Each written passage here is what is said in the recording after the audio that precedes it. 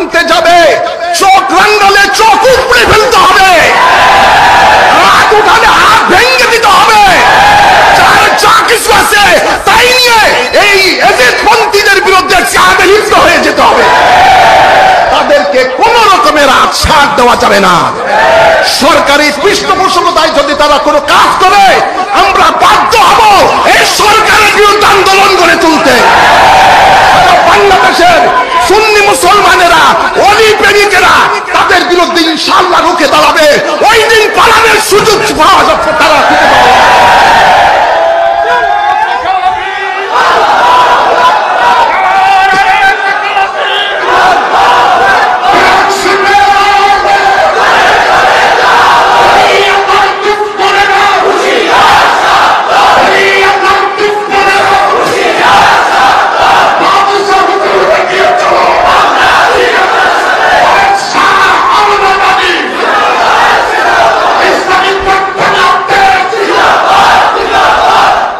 এদেশ আল্লাহর ওলিদের দেশ, এদেশ আল্লাহর ওলিদের দেশ।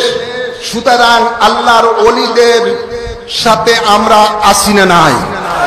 দুই হাত তুলে দেখান, আসি না নাই?